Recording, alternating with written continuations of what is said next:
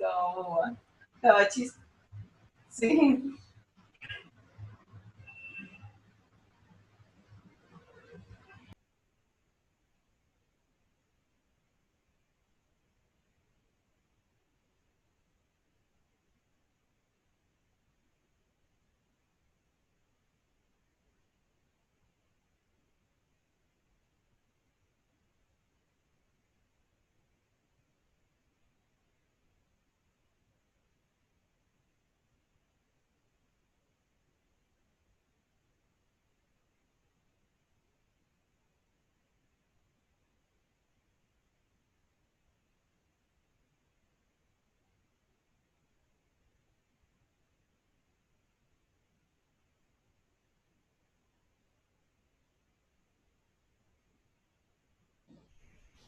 Hello everyone, do you hear me?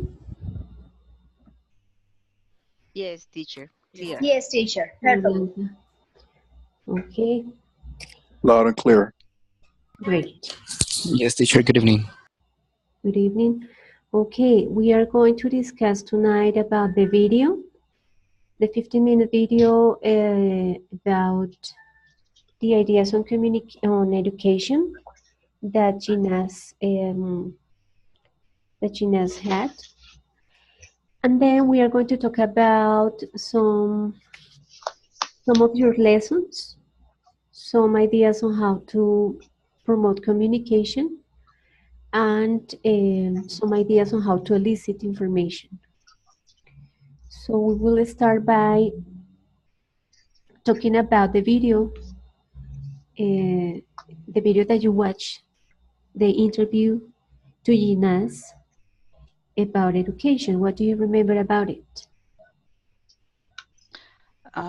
Well, Me, teacher? should I start?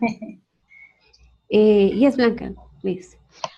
Okay, thank you. Good evening, everybody. Hi. And I would like to rescue four important points that I heard from that video. One of them is that Colombia is considered an educated, uh, country because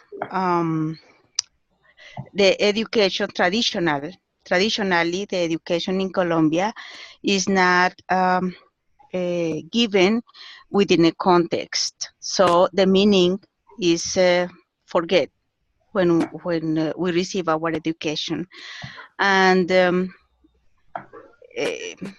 government doesn't invest a lot of money in education. So we can consider that, I mean, that guy, and I agree, of course, he doesn't consider that the government is involved in getting the best education in Colombia, since government doesn't invest a lot of money in terms of growing the education, the quality of education.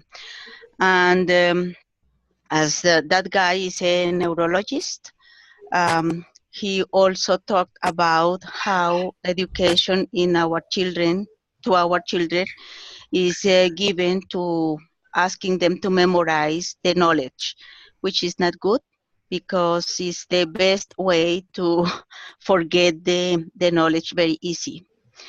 And well, the quality of our education is makes that people can't compete very well worldwide. So to me, there were the more important points that he mentioned in the video. Right. Thank you, Blanca. Christian. Okay. Thank you, Teacher? Can I, teacher? Can you hear me? Yes, Everybody Christian, wants we to can hear you. speak.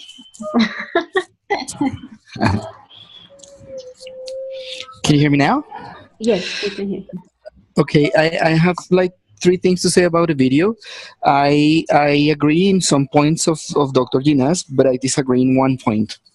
I Okay. I understand all the studies that this doctor and very famous person has, and also his education, and he was involved in teaching processes or conferences because of his rebellion, if I can say somehow, uh, because he criticizes the traditional methodologies but as a student. I mean, in the video, he tells about the story about when he did this thing in his university, like manipulating a dead body without authorization, and the university forgave him because the university had understood that maybe the models they were using to teach the science was not like effective or enough.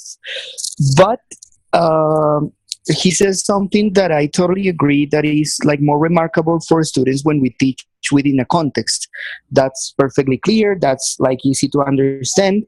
But he says one thing about that learning is understanding, or understanding is learning.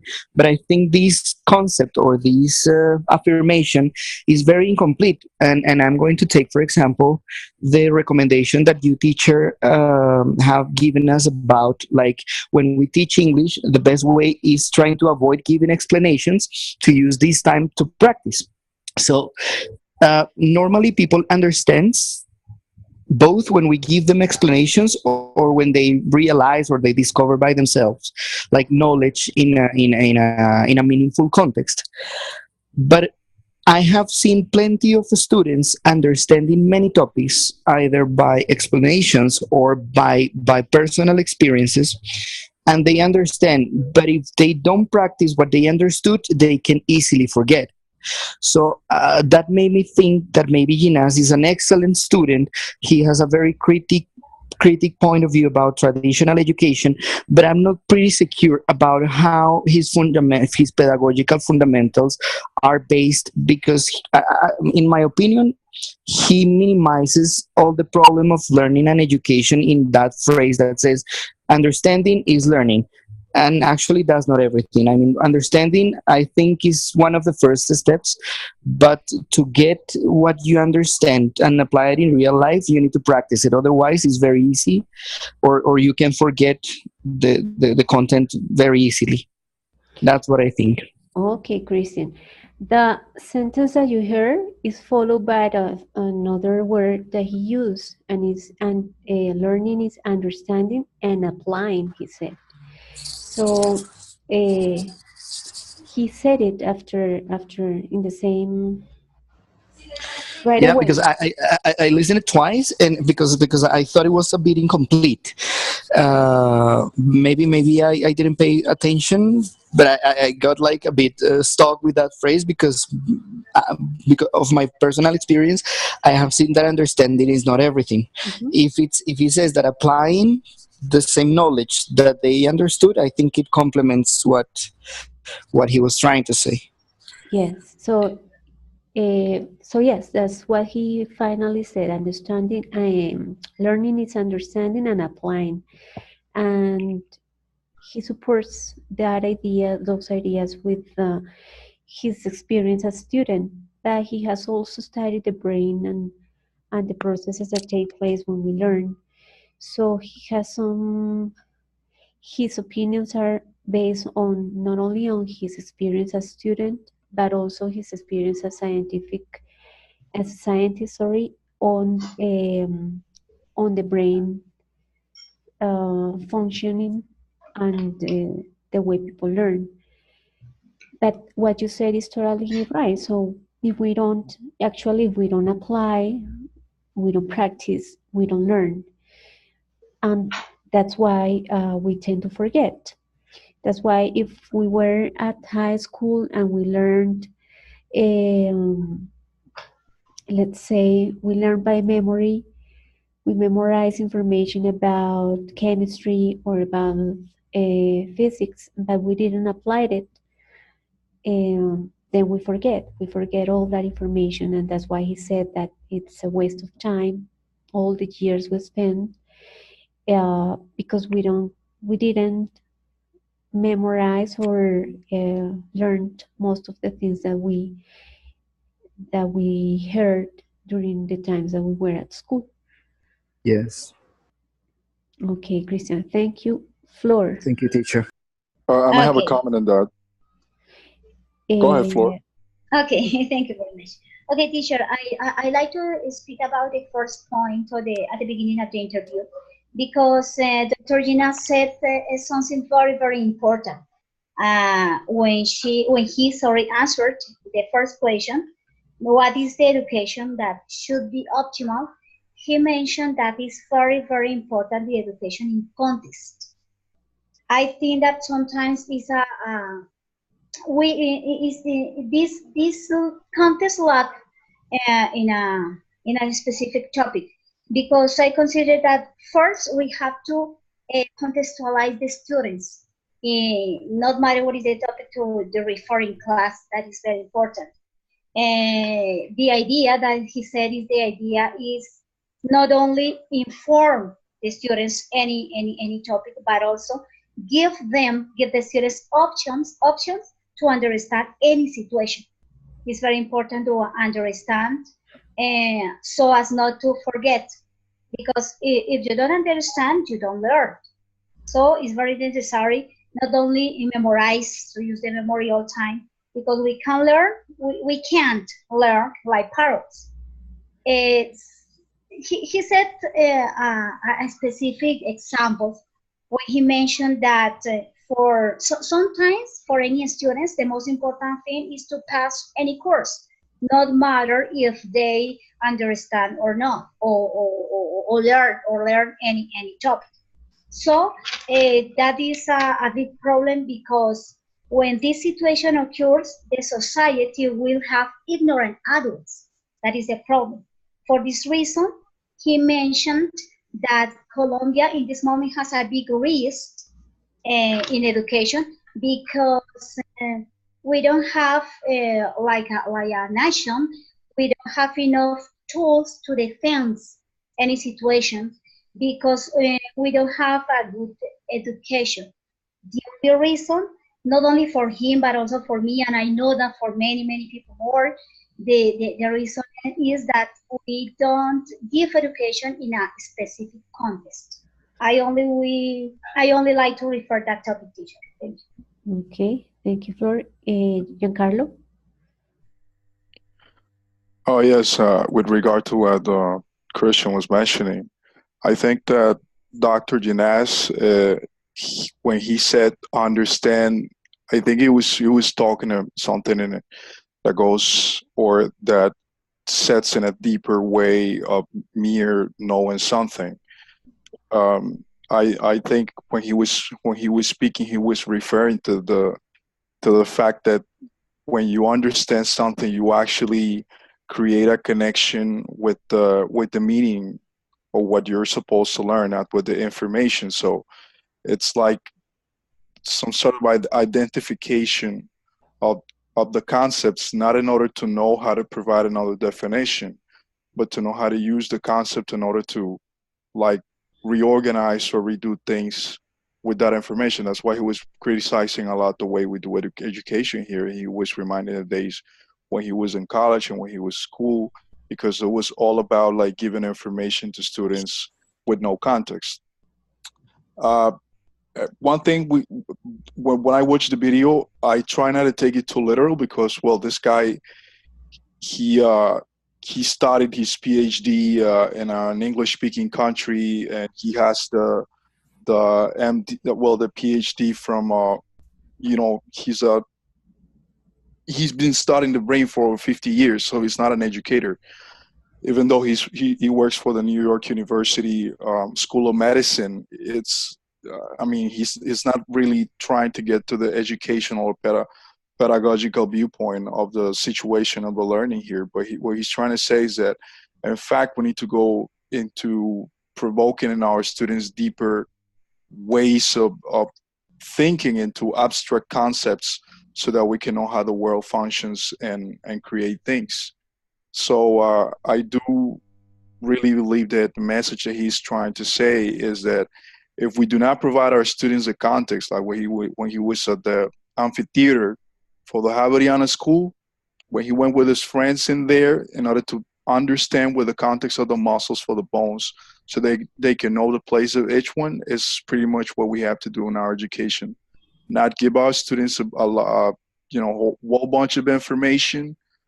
They don't understand where the information comes from or what it's good for, but to try to give them the context so that they can recreate the context and create or transform the context where they're living, so that we can stop being third world country, as he said it, like subject to uh, bigger countries in terms of economic and maybe political and all the kind of powers.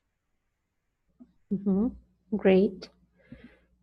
Does anybody else have other ideas on something that called your attention from that interview?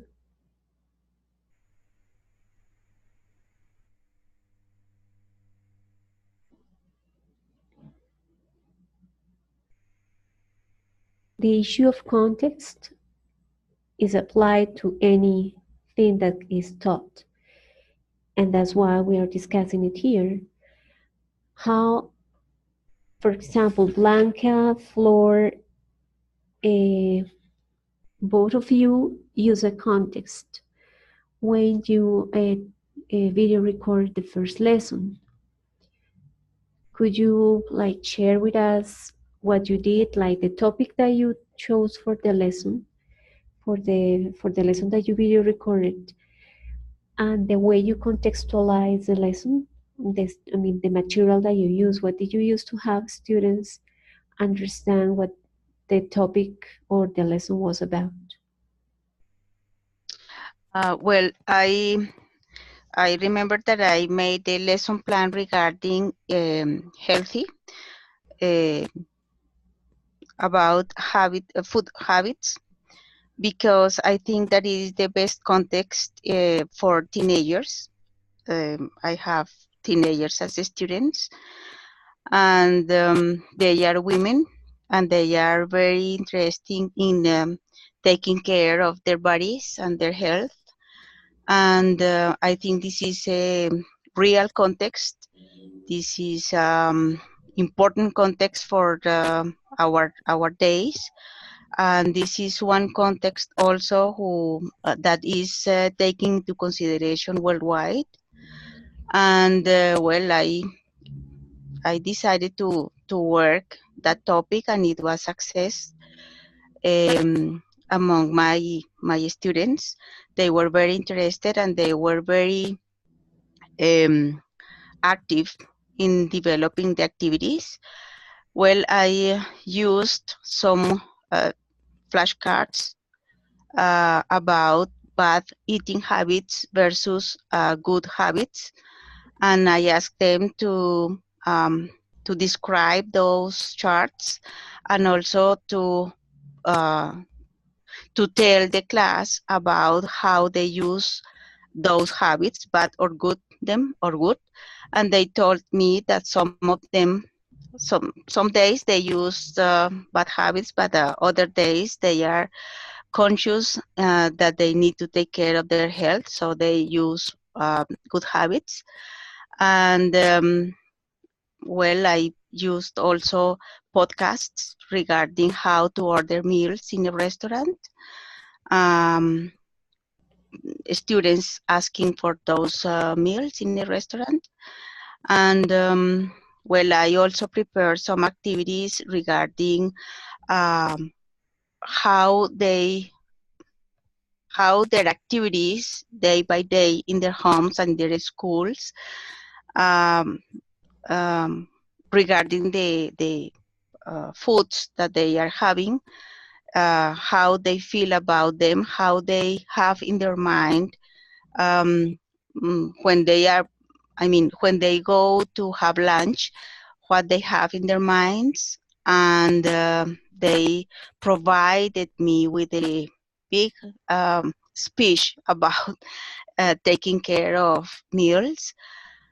Well, I think that I used more activities, but presently I like that lesson plan because I noticed the answer of my students, and because I think that I gave them an environment regarding everything was during the class regarding eating habits.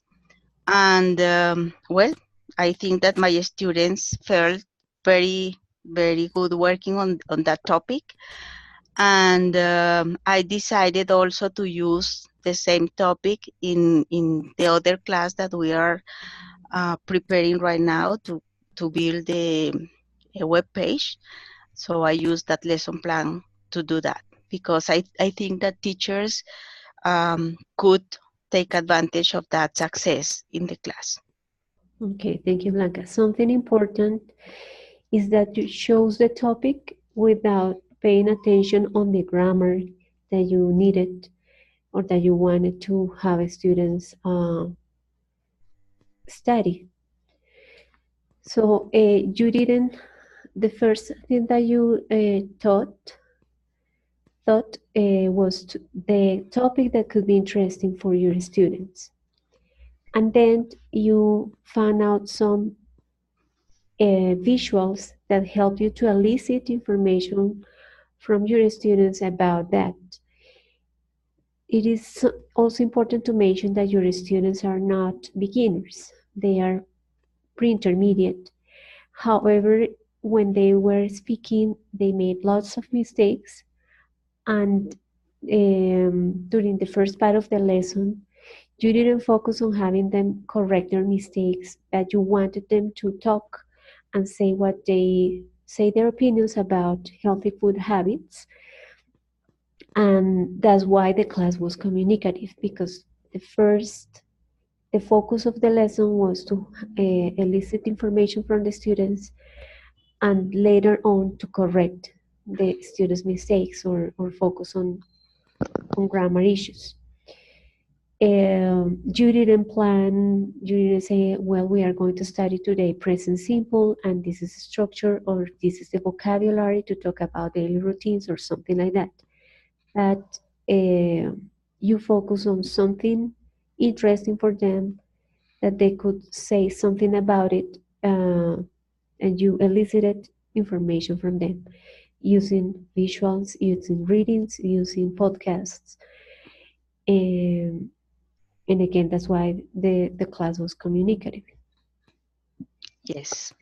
Okay, thank you, Blanca. Flor, could you please tell us about your class? Yes, teacher, of course. Well, in my class, I decided to, the first video, right? Yes. Yes, the first video.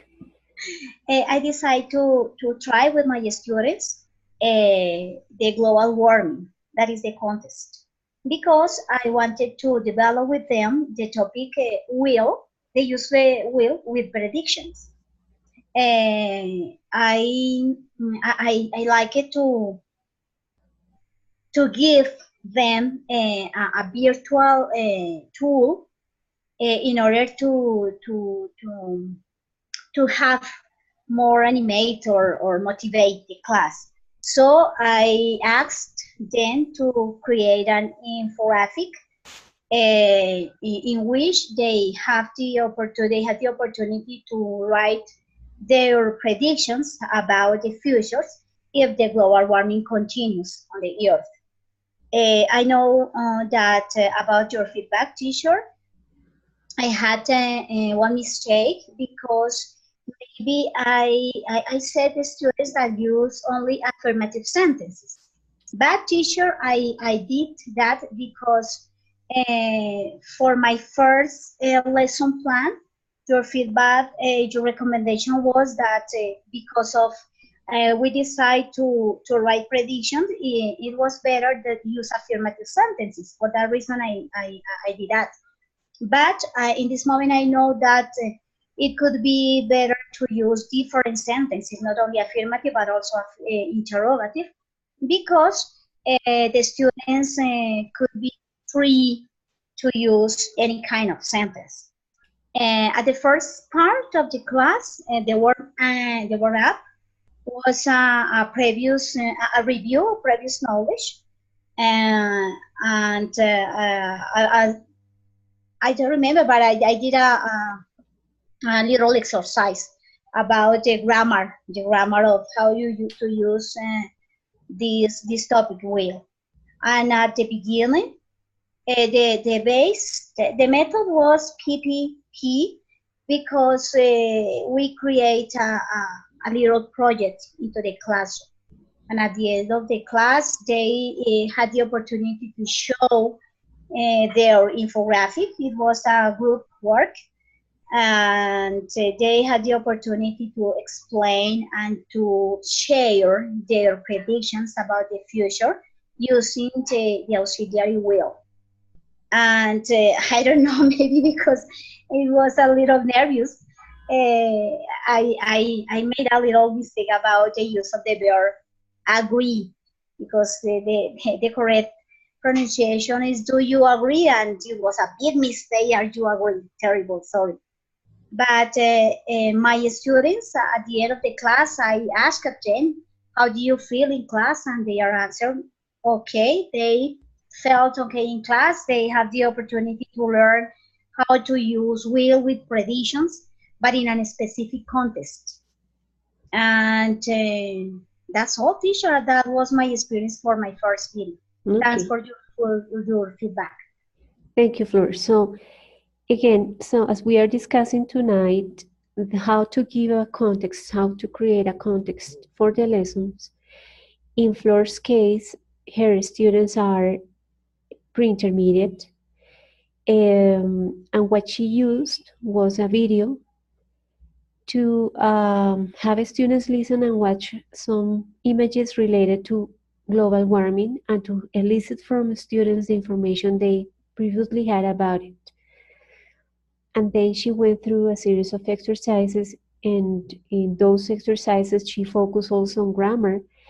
But the first thing was to have them talk about the topic, to know how much they could say about it, and then she helped them to understand the video, the information in the video, and she went through grammar exercises, and then she went through some group activities to have them work on an infographic or create an infographic about their predictions regarding global warming.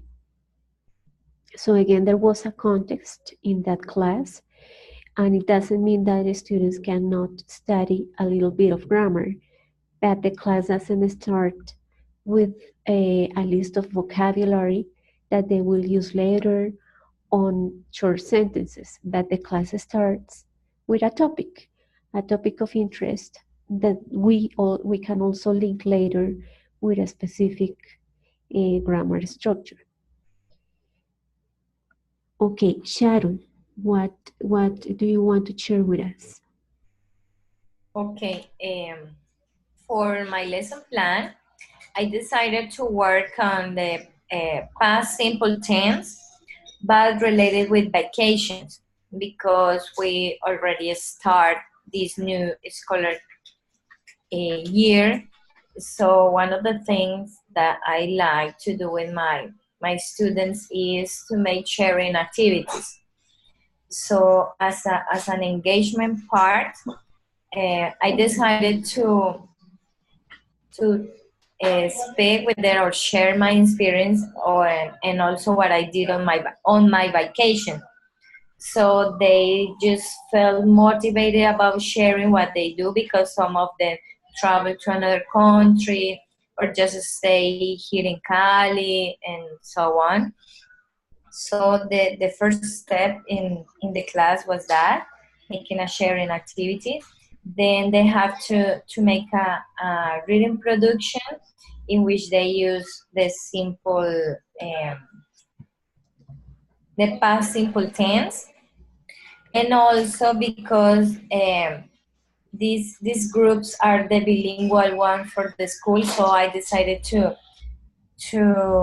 let them the duty for saying something about reading a 100 words paragraph in which I specified that connectors and personal pronouns are not included. So they focus on that. At the first time, most of them write a whole list of things. So I explained them that they are going to try to write a whole story, but with that condition. Then they share what they wrote, and for making another different activity, I decided to take them outside the classroom, go around the school, so they can watch the animals, plants, other students, different classroom, and other spaces in the school. And when we came back, I just said that they are going to make a physical description of some object, animal, space, or anything that they got notice of it, or maybe they're interested in. So with their body, they make a representation of that object, and they make the drawing of the thing in the board, and they explain what was that.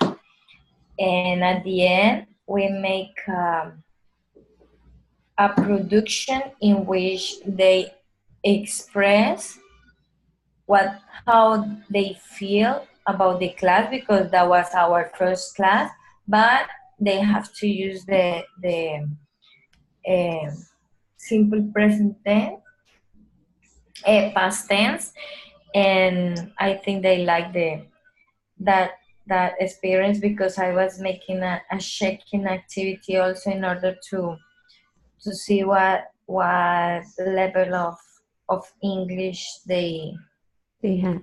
have. Mm-hmm. Okay, Sharon, thank And you. also I explained today in the board, I wrote the lesson plan in which I explained all the things that we are going to do. And for saying something, I said, so we are going to make a sharing activity, so you are going to talk about ta ta ta, and I specify all the things that we are going to do, and also they have to write the lesson plan in their notebooks. Okay, so in your case and in Flor and Blanca's case, you decided to choose, or you chose, or you used readings or visual to elicit from students information about a topic. So the context was given through those sources. We could say, for example, that when we use Spanish and we communicate, we talk about something we listen or something we read, or we have conversations. So the same should happen in the class. We could choose a podcast or actual reading or an example of a conversation to show the students the context, to set the context, and also to elicit from them previous information they might have about the topic of the lesson. Okay, Liliana, please tell us about. Well, teacher, talk about the video because something that caught my attention was about the experience that Rodolfo Ginás told us about when he was at the university and he was learning about medicine and the parts of the body, the skeleton, and he tried to get the information in another way, and in that time was terrible. And I think that if we compare the last time with now, is no different. Now is different because we have the internet, but most of the time we can context in a real way because we don't have a lot of resources. For instance, I think in most of the books we have a topic about seasons, and for our student it's difficult to understand the season because it's not in our context. The seasons, the weather is totally different here than in other countries. But if we look for another information, always the topic is winter, spring, summer, and they don't understand very well the information. They try, and for instance, I try to teach them and contextualize with my experience. But I don't know the system, the books always try show the same information. About my first video class, I think that try to contextualize them when I talk about the dog. I give to them a little dog in order to refer a pet for them, and I write their names in the back the dog, because the topic in that video was about the preposition of place. I teach them a song, uh, but something that happened is that in that video I didn't control the discipline. But after last Saturday, uh, three students, when when they were drawing or writing something, they started to sing a song. And when I finished the first video, I think they didn't learn anything, I thought. But the last class, I noticed that they learned something. They sing the song. But I don't know, I think that, in that moment, in the first video, I need the discipline, because I think that if the student are in silent, are sit, they can learn better. But I noticed that last Saturday that they learn. I don't know why, but they learn something about the class. So it was a surprise for me. Okay, but remember, Liliana, that children learn if they enjoy what the activity, or if they find interesting or they like the topic. Usually, children love songs, and Yeah. it's a very good source of drilling because they repeat it several times. So with children is different because they need more movement, they need more games, and they need to have fun in order to learn. That's why it is not a good idea to have them sat for the whole lesson, because besides or besides their attention span is very short. It's about 8 or 10 minutes long. So more or less after 10 minutes, you need to change the activity or do something different. And if they move, if they move and they do the activity, that's going to help them more to learn. So Okay. that's the reason why probably they start singing, because for them it was fun. Yeah. Okay, Liliana, thank you. Okay, teacher. I'm going to share with all of you the link of the video of one of your classmates, Carlos Montilla. And I'm going to share it because I would like you to watch the first 5 minutes. And I would like you to identify what he does in order to elicit information from students. His students are pre-intermediate students. However, they make mistakes when they speak. And the topic of his lesson was introducing somebody, uh, introducing themselves and introducing somebody else. So I would like you to tell me the activities that he planned for the first 5 minutes and what he does in order to elicit information from students. So this is the link. Please watch the first 5 minutes, and when you are done, we will discuss what you watched.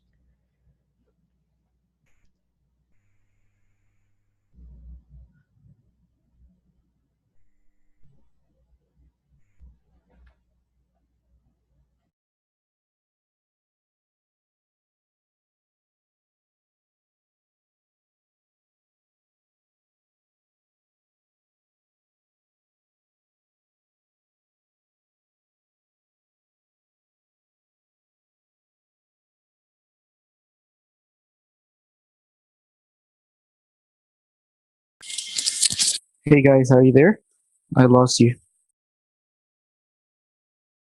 Yes, Christian, the idea is to watch the first 5 minutes of the video, the link of the video that I just shared with all of you. And when you are done, please let me know by typing on the chat box. Just the first 5 minutes.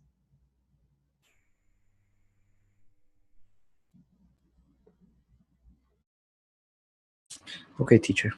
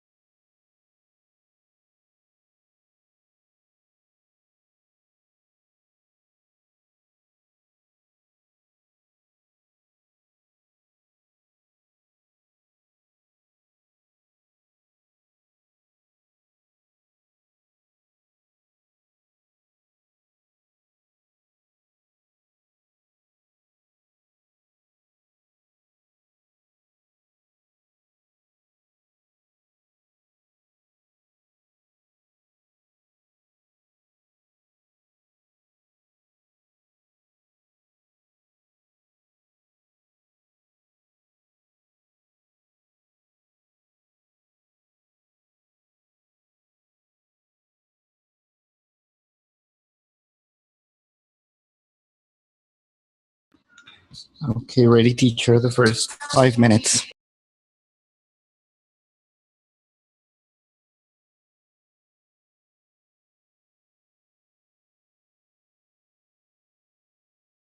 Okay, teacher, it's fine for me.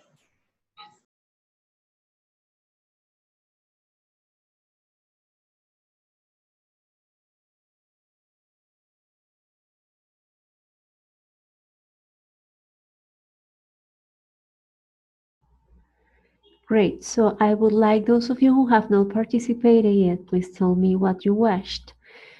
How did this teacher help students to talk, or how did he elicit information from them?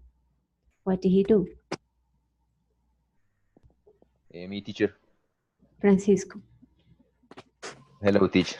Hello. So, Teacher, I realized we. Sorry?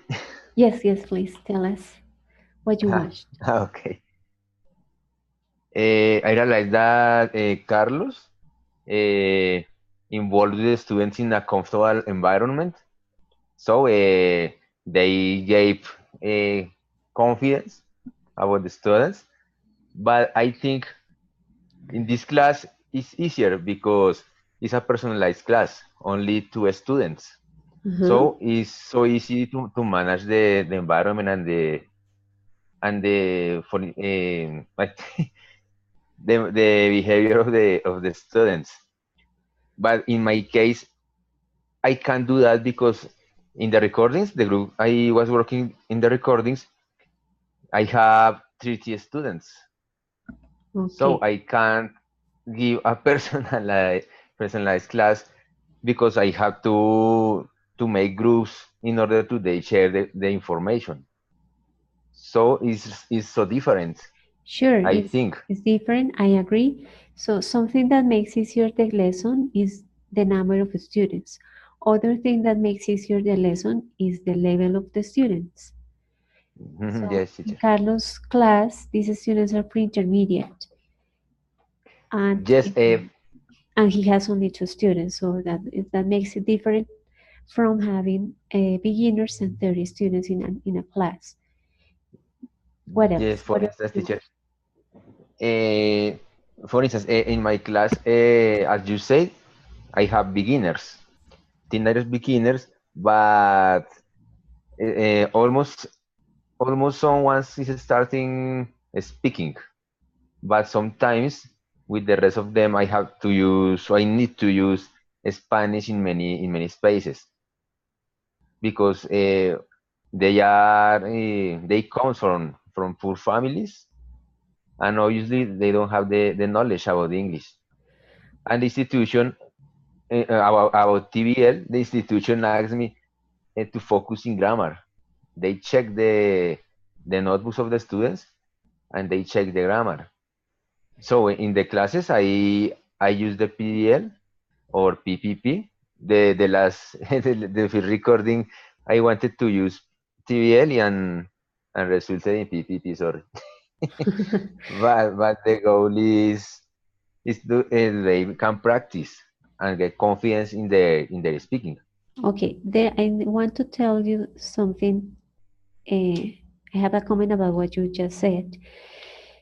The idea of having those students who probably don't know much about English, but they are about 15 years old, right? Just So, between 14 through 15. okay, they might probably know some words because they have studied English before.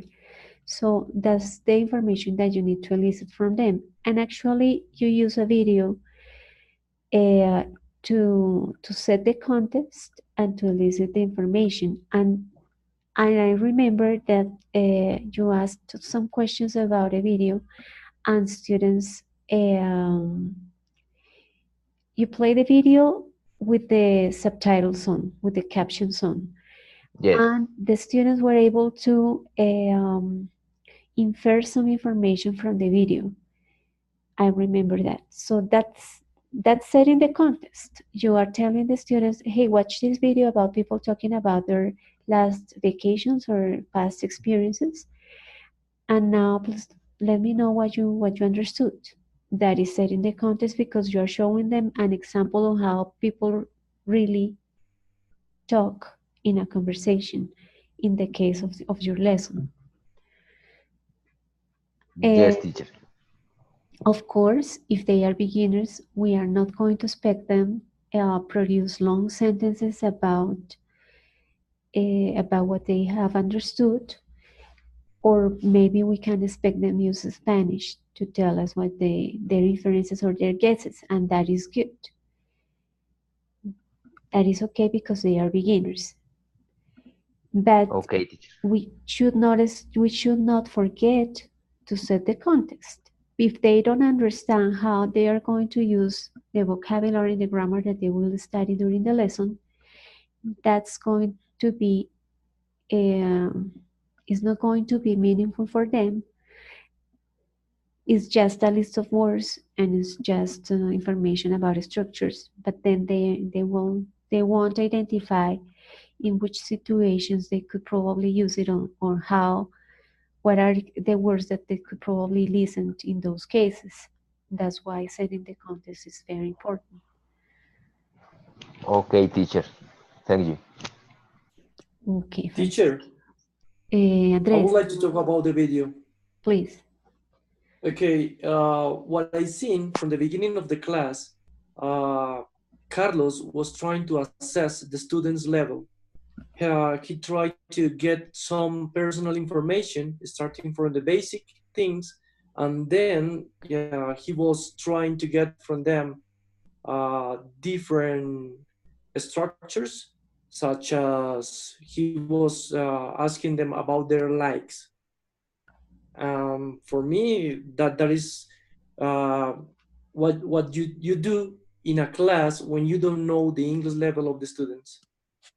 Okay, I agree with you that he was trying to assess students' level, and maybe that's the reason why he actually says, okay, I know, I see that you actually understand a lot, and uh, he said to students that it was really good that he could learn on their own because they have a good they have knowledge of the language that allows them to understand.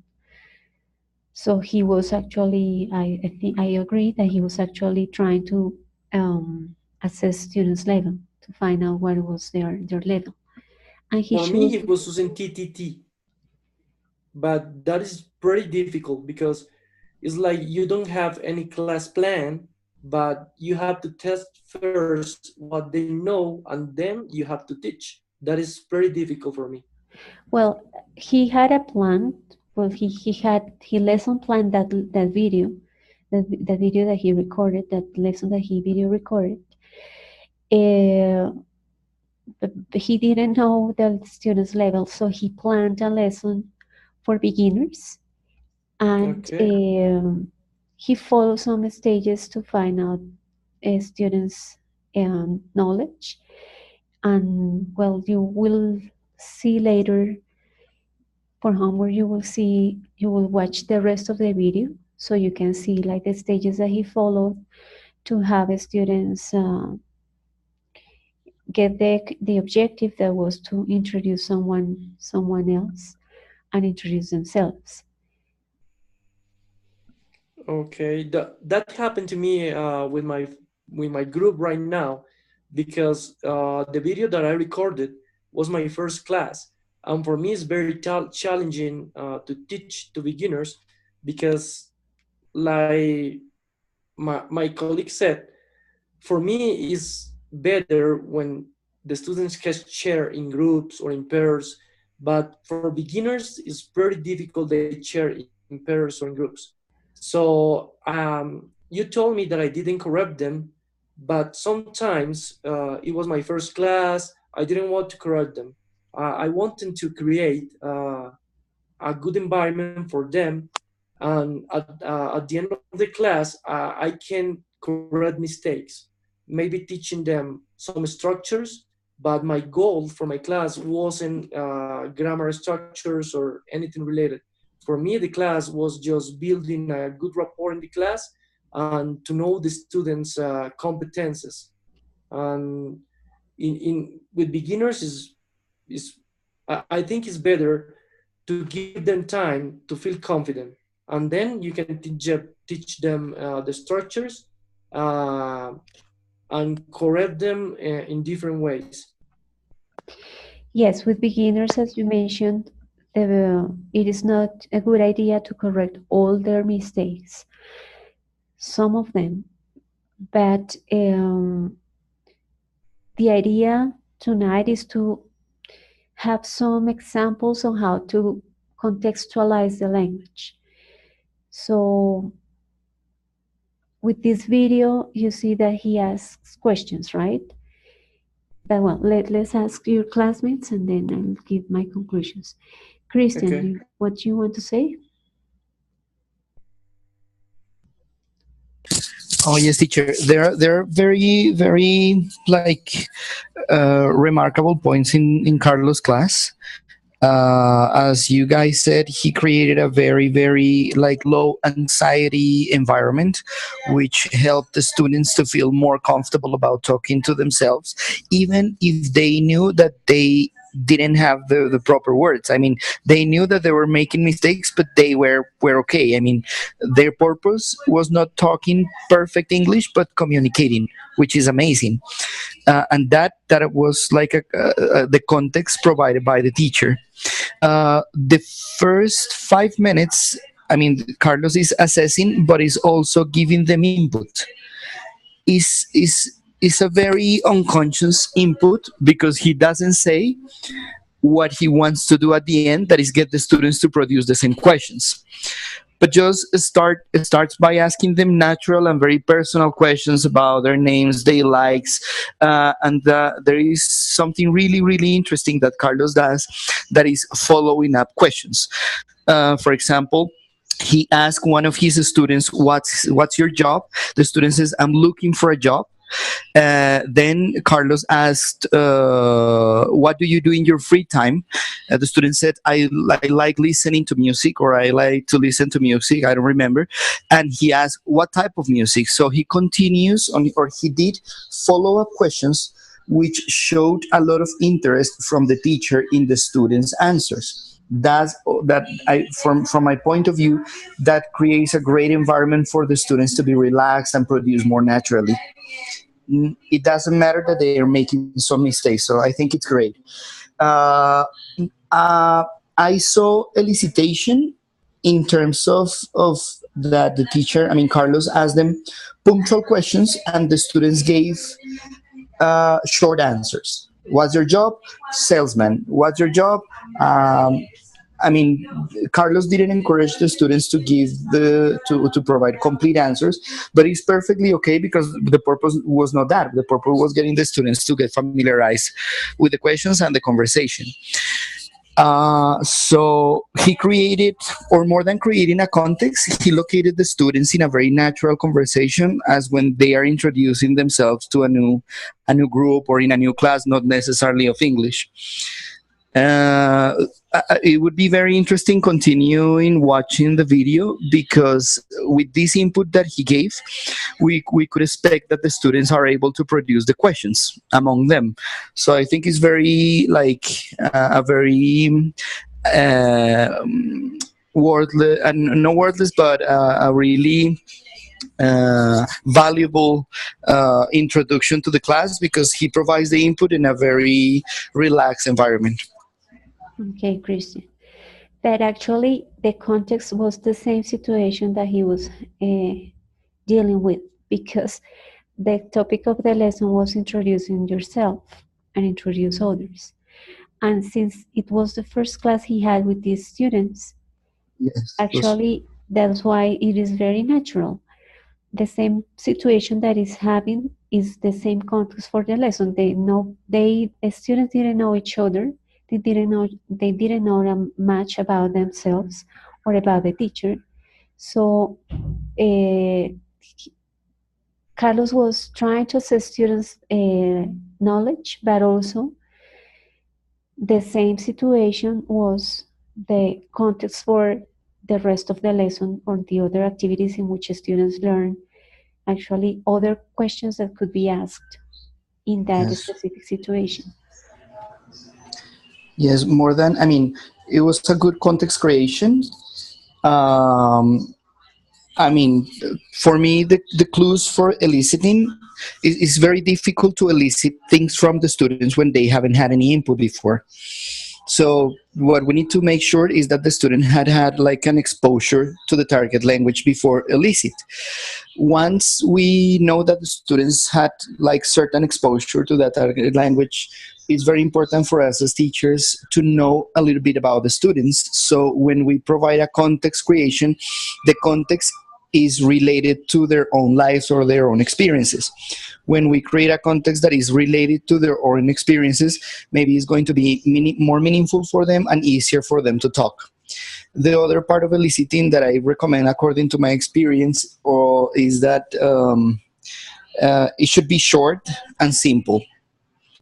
And if possibly, don't say in the target language in the elicitation if the students previously had the input. Because what the teachers want is to get the students to produce by themselves when they are exposed to a situation where they should. So and we have like many things to help ourselves as teachers to help the students to get the target language by eliciting, for example, not only what we say but also our like body language, maybe gapped phrases, or many different things that could help students to come up with the target language. But I think the shorter is the most simple and could be effective for students. Also, that we reduce the TTT and we give the students more opportunity to talk. Okay, thanks, Christian.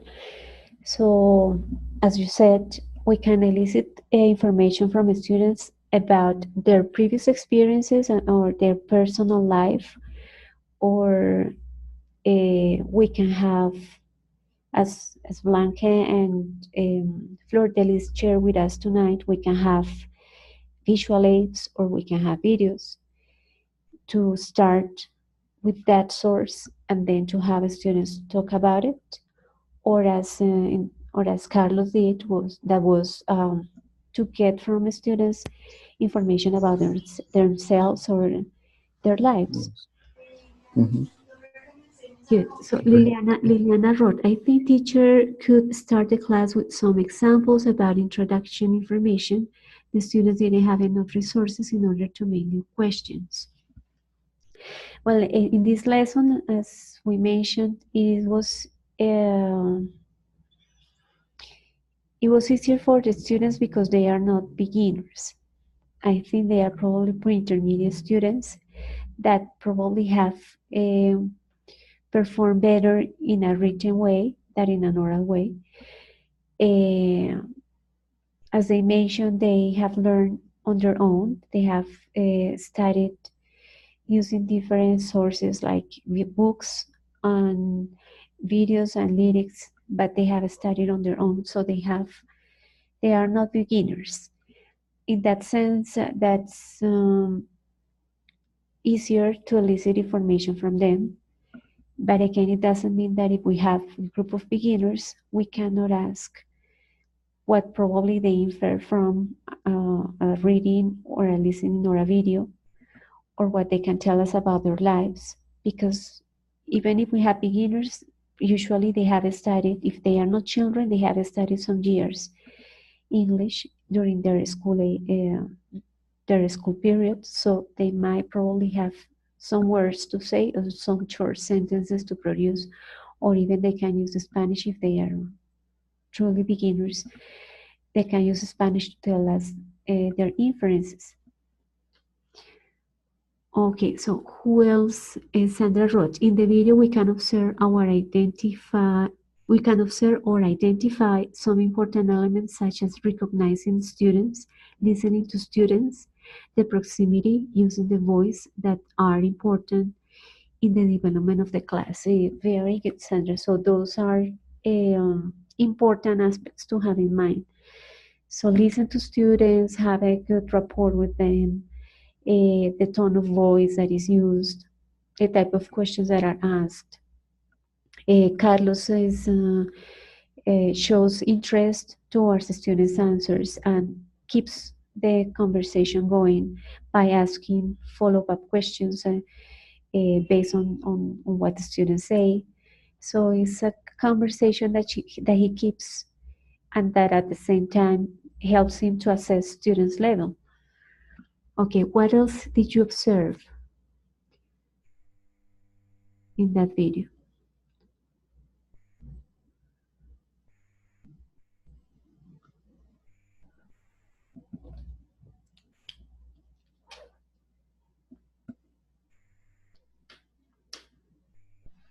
Anything else that you think is interesting from those first 5 minutes of the lesson?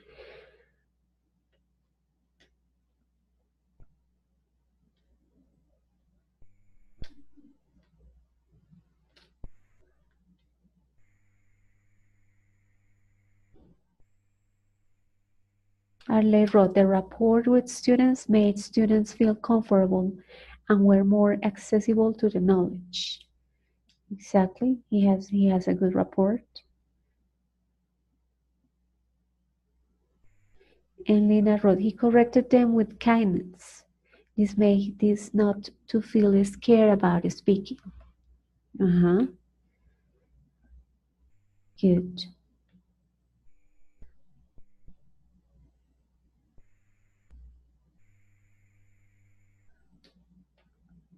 Anything else that you could identify?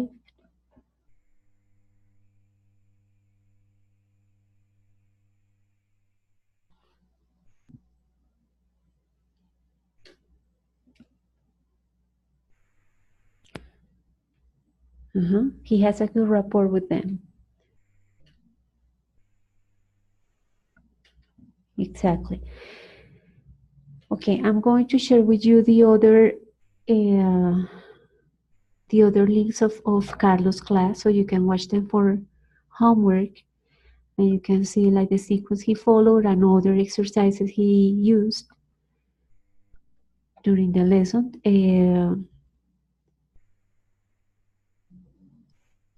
His lesson has 3 links, but that is okay. So the idea is that you continue watching the video for homework, and then we will discuss the rest of the activities that he had in the lesson. Again, these are like examples on how to contextualize the class, how to elicit information from students. I know that for classes with more students is more difficult. If they are truly beginners, it's more difficult. But it doesn't mean that we cannot always set a context. Set a context is giving the students the example of what we want them to do at the end of the lesson, right? So we might find, as in Carlos' case, that they know how to keep a conversation about how to introduce themselves.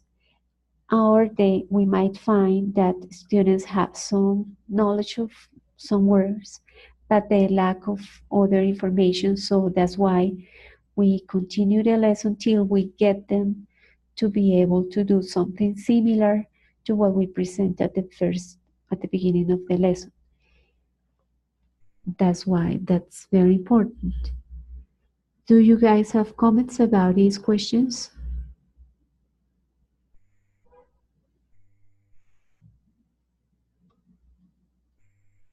No, teacher, not in my case. That is clear. Okay, in all the cases we have seen, in all the cases that we discussed tonight, we've seen that the teacher doesn't start the lesson with grammar or vocabulary, a list of vocabulary or a grammar topic, but starts with a context.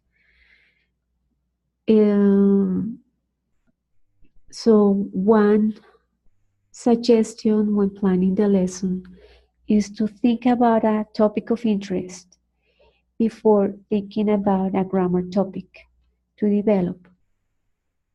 Finally I'm going to share with you some activities that can foster communication. So it could be to have students prepare a presentation. So if we have like intermediate or advanced students, we can show them a short presentation as an example of what we want them to produce at the end.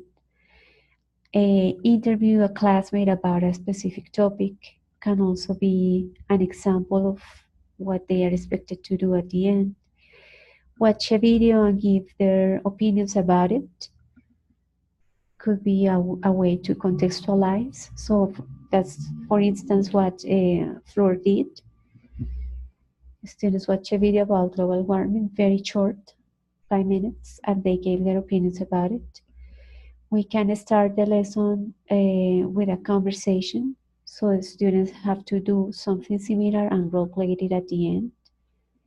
Of course, we will help them through the lesson in order to have them ready for writing a conversation and role playing it at the end.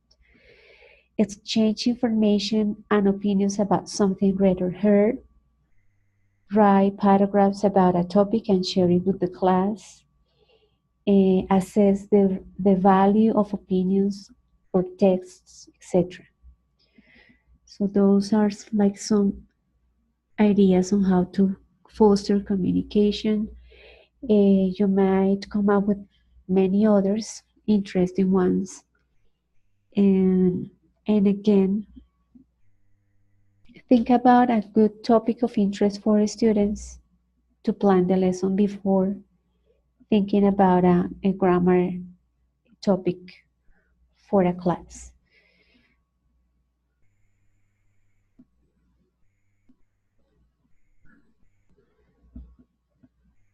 Okay, questions or comments before we finish?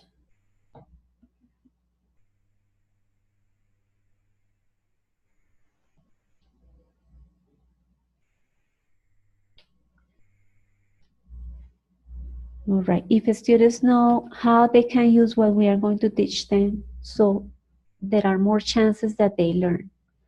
If the students see the example of how they can use what they are going to study, so they will be more interested, or they will know the goal, what they are expected to do, what they can do with the language they will study.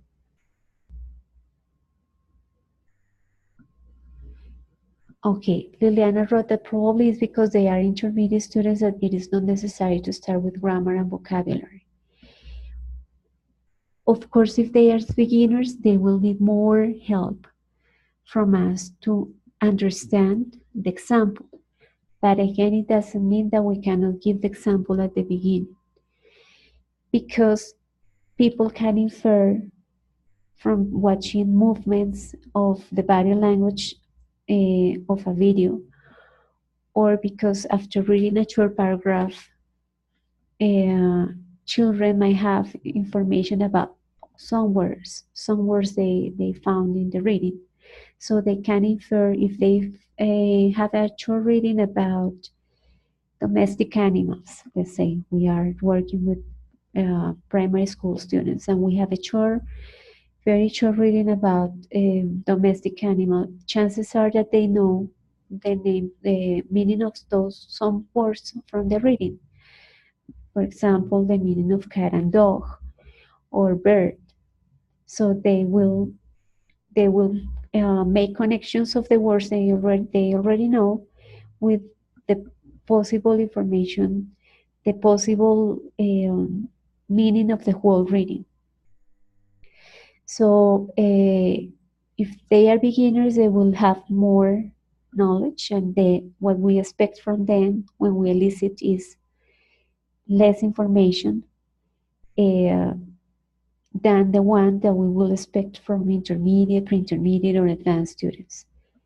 But we need to contextualize the language. We need to contextualize the topic of the lesson. It's the same when we have a child between 6 or 8 years old. So we have to try to to find the correct form to try to express or the ideas or the topic. And that is in my in my case. For example, I have used in extracurricular classes where the child have really problems sometimes with the writing, even in Spanish, or with the communication skills. That had been difficult for me, but I try to catch the attention with games or with another activities when they can interchange information, but with their own words, you know. And in that case, I generally try to introduce the topic with a flashcards or and a game, or I don't know, with the vocabulary and no full of grammar, but maybe with short sentences. And you are talking before that with the animals. And my next lesson is about the zoo, and I will try to show an short reading in order to they try to identify which is the animal, or maybe with mimic, or maybe with sounds. Anyway, I think that maybe that would be a good form to work with the topic of the zoo with these child that have some problems with skills, even in Spanish. Thank you, Joanna. Other important thing that I forgot to mention is that when we focus on communication, we are not expecting the students to produce accurate sentences at the very first part of the class. We want to know what they are able to communicate, and they will make mistakes. That is the purpose of communication. That's why communicative lessons focus on meaning and leave the accuracy for the last part of the lesson.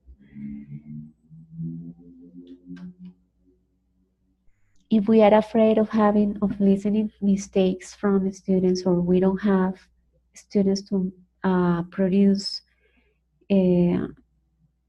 inaccurate sentences, we are having them work on short sentences, but their fluency will suffer, because we will focus on accuracy and not on meaning.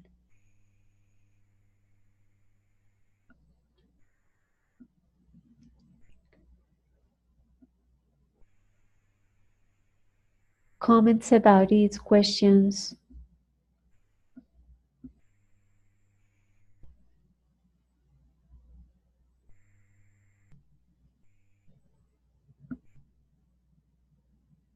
No, teacher, for me it's clear about the parts that we figure the classes, because in my case I make my lesson plan based on three moments: the engage part, the activate part, and the study part.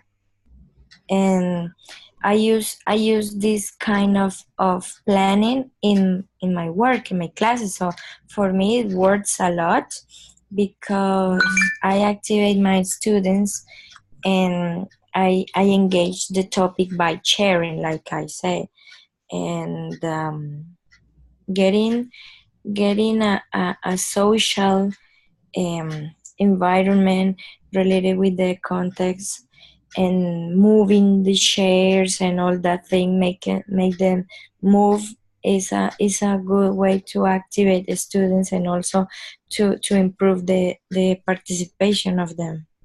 So for me it's clear. Okay. Other important thing is that with beginners, we need to promote a lot of oral drilling before we have them produce something orally. So if the aim of the lesson is to have students talk about their hobbies, so I need to present the example of what they are expected to do at the end of the lesson. and I need to help them understand it and rehearse the pronunciation of the words of the example in an oral way, so that at the end they feel confident of producing those words orally. So lots of drilling, oral drilling, needs to be done with beginners. If the objective is to produce orally something, if it is to produce in a written way, then we will work on oral drilling, but also on written exercises. So, teacher, in that case, for example, they can draw their favorite animal that when they go to the zoo or when they visit to the zoo and say something about it. For example, I love the giraffe because they have a long neck, for example. Exactly. That Yes. would be an activity, and they show for their parents, or they express their ideas, and that could be an activity. That Yes, could or be what you are expected from them at the end. So draw their favorite zoo animal and write 2 or 3 short sentences about the reasons why they like that animal. okay. Because So it is tall and I like the color of their fur. Because let's say it is very active, or well, 2 or 3 sentences. That's what we can expect from beginners and from children. so before, can I read some? Can I can read some short information, like a literacy reading about for example, the giraffe, the rhino, and then can they express their ideas? Maybe can I get some extra information about the animal? Maybe.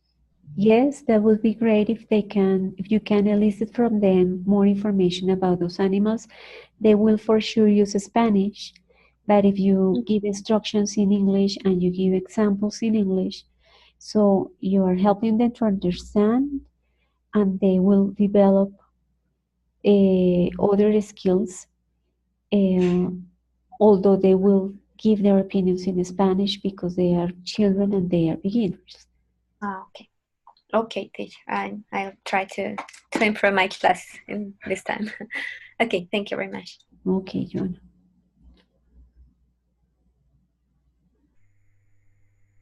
Comments or questions?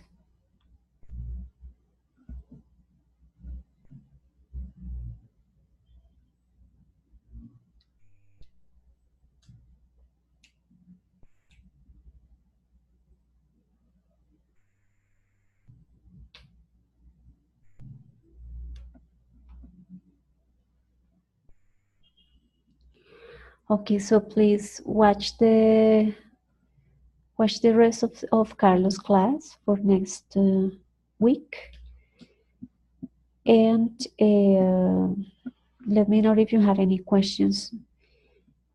Email me if you have any questions, okay? So that's all for tonight. Thank you for your participation. Teacher, excuse me. Sharon? For this week, we have to upload the second lesson plan. Yes, that's the idea. But I emailed you.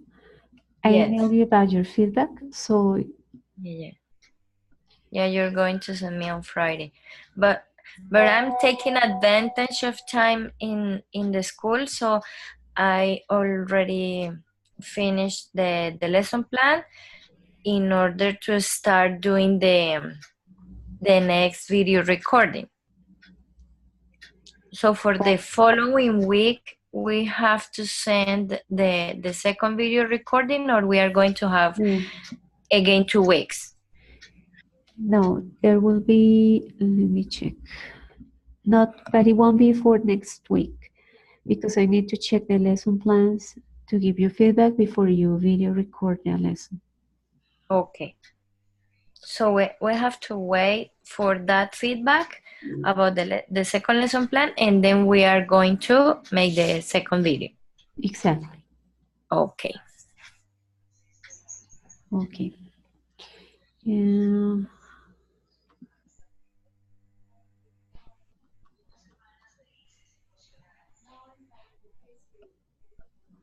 Okay, good. So that's all for tonight. Thank you a lot.